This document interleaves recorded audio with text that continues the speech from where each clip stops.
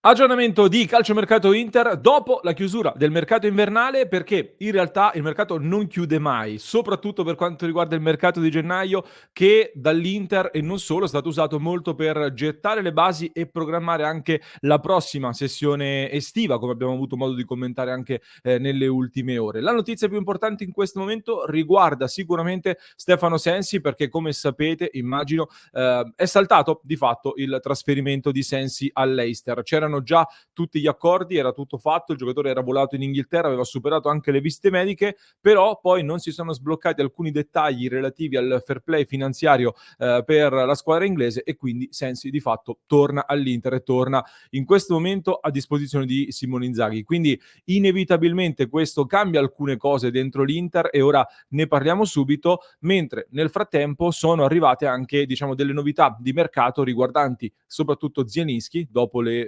notizie su Taremi e qualche altra voce che vorrei andare a commentare insieme a tutti quanti voi. Ben ritrovati allora amiche ed amici passioni interisti in questo nuovo episodio di oggi. Vi invito subito a lasciare un mi piace se non l'avete ancora fatto e mi raccomando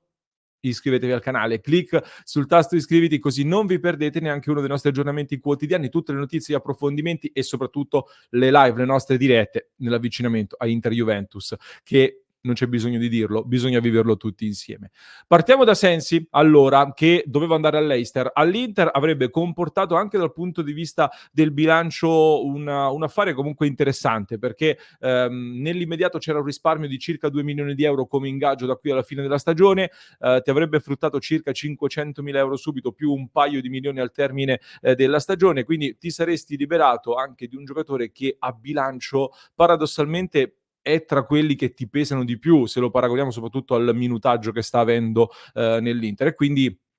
avresti tranquillamente,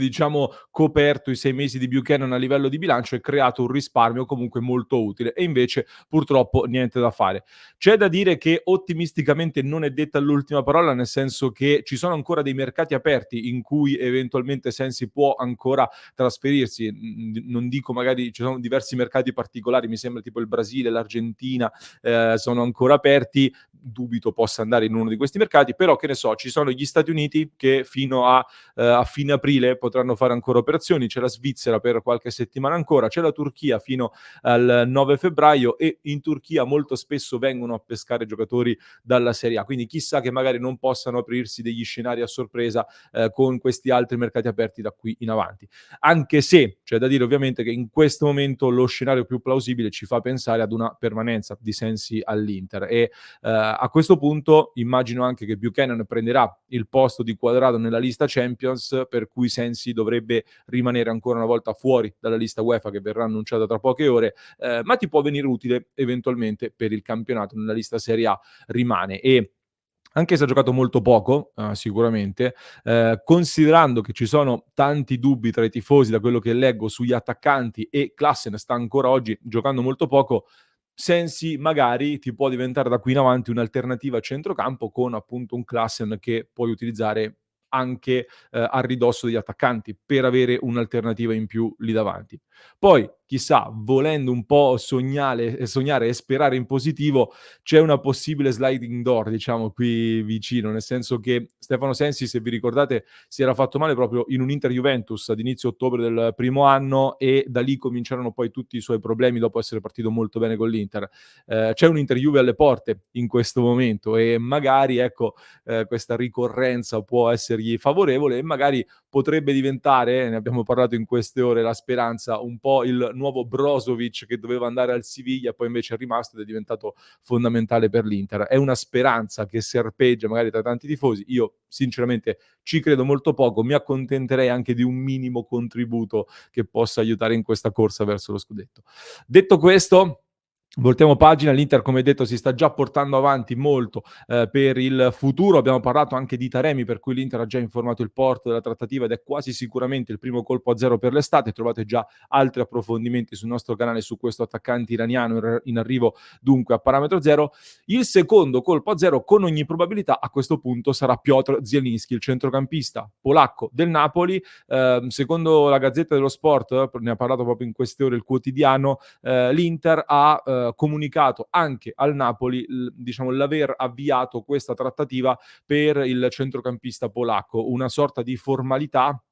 che precede le visite mediche e soprattutto poi le firme sui contratti. Pare, ecco, diciamo che, tecnicamente è un passaggio che definisce la trattativa praticamente già conclusa, solitamente. Per cui, siamo molto vicini, di fatto, anche a Zielinski da quello che filtra. Pare sia pronto un contratto di 3 anni a circa 4 milioni di euro all'anno e quindi, l'Inter ha messo le mani su questo centrocampista che prenderà il posto di Sensi e di Klaassen, di fatto, e parleremo poi, se volete, facciamo un approfondimento a parte su di lui in maniera più approfondita,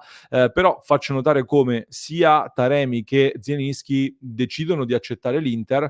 se tutto verrà confermato ovviamente, ma sono molto vicini, ecco, a questo arrivo, pur avendo anche altre offerte da altri club italiani e non solo, e sicuramente sono stati convinti da un'offerta economica importante, perché è chiaro che sui parametri zero incide anche molto la proposta di ingaggio e di commissioni agli agenti, sicuramente. Però hanno accettato di venire a giocare in una squadra in cui nessuno dei due di base sarà titolare, o almeno non avrà di sicuro il posto garantito, cosa che accade raramente, però in un Inter in cui la concorrenza sarà molto molto alta e dovranno sgomitare quindi per mettersi in mostra quando andranno a firmare il loro contratto più importante della loro vita, con tutto il rispetto per il Napoli e per il Porto. E,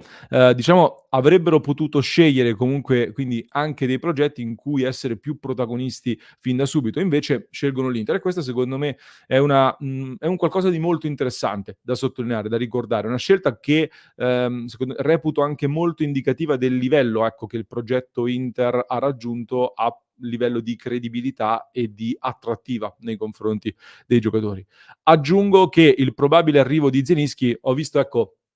per tanti l'arrivo di Zielinski significa, verrà ceduto uno dei big a centrocampo. In realtà io continuo a dire la cosa non mi sembra per nulla automatica, anche perché l'anno scorso si diceva: "Ecco, si prende Frattesi perché verrà venduto Barella", invece stanno rimanendo insieme. La cosa viene ripetuta adesso, ma io aggiungo che, la prossima stagione intanto sarà una stagione molto lunga, con la Super Champions, il mondiale per club, la volontà di competere su tutti gli obiettivi. In più, come detto, vanno via Sensi, va via Klassen, ma va via anche Agumé, che è partito in questo mercato di gennaio. Quindi un giocatore in più, anche solo numericamente a centrocampo, serve. Semmai, aggiungo,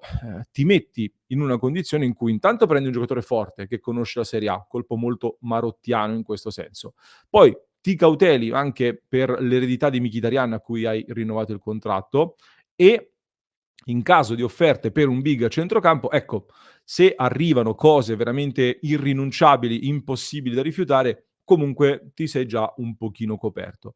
Diciamo poi che questa notizia esclude un po' anche l'altra, secondo me, che in queste ore ha iniziato a circolare, vedo che molti la stanno commentando, quella di un presunto tentativo da parte dell'Inter per Rabiot della Juventus a parametro zero, visto che per il momento non ha ancora rinnovato con la Juventus.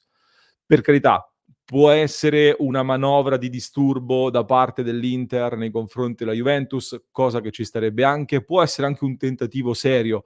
che a quel punto però sì, dico, se vai anche su Rabiot, mi fa pensare ad un possibile addio di un centrocampista, di quelli che ci sono attualmente nell'Inter. Francamente però, ecco, considerando che viaggia sui 7, 8 milioni di euro di ingaggio, qualcosa del genere, proprio comodamente, forse anche qualcosina in più,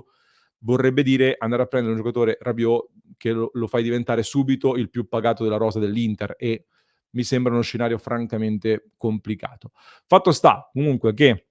se tutto dovesse essere confermato, allora dopo Buchanan con Zielinski, con Taremi, non dico che anche il mercato estivo possiamo già considerarlo fatto, finito e completo, perché ci sarà qualche uscita, qualcuno andrà ancora cambiato, un portiere, qualcosina ci sarà da fare, ecco, però già un'impalcatura di squadra ce l'hai e io capisco tanti commenti di chi sente l'urgenza di vincere oggi, bisogna fare tutto subito, nell'immediato per vincere lo scudetto oggi, eccetera, eccetera. Son d'accordo che bisogna vincere lo scudetto quest'anno, però ecco, poter lavorare così in anticipo, poter programmare, confermare la rosa in blocco, non dover cambiare allenatore, una speranza che abbiamo in questo momento, a differenza di tante rivali che invece dovranno cambiare giocatori, dovranno cambiare allenatore, eccetera, eccetera, ecco, è anche così comunque che si costruiscono i cicli vincenti, che si costruiscono le vittorie, che si costruiscono comunque i progetti che durano nel tempo, non solo pensando all'immediato, subito, ma anche incastrando qualcosa, rinunciando magari a qualcosa nell'immediato e piazzando qualcosa per il prossimo futuro. Queste sono un po' allora le notizie del momento, le novità del momento. Ho voluto aggiungervi alcune delle mie opinioni che volevo condividere con voi e sarei curioso di sapere cosa ne pensate. Se siete d'accordo con me, vi aspetto nei commenti, così in diretta alle 19:30 li leggiamo e ci confrontiamo un pochino tutti insieme. Mi raccomando, vi aspetto in diretta alle 19:30. Vi ricordo www.passioninter.club. Mi raccomando ragazzi, vi aspettiamo nel nostro mitico, enorme, grandissimo club di Passione Inter con tantissimi interisti da tutto il mondo. www.passioneinter.club per entrare a far parte della nostra famiglia di interisti da tutto il mondo. Io vi lascio con un approfondimento che trovate in descrizione per chi ci ascolta in podcast, mentre per chi ci segue da YouTube vi basta cliccare qui.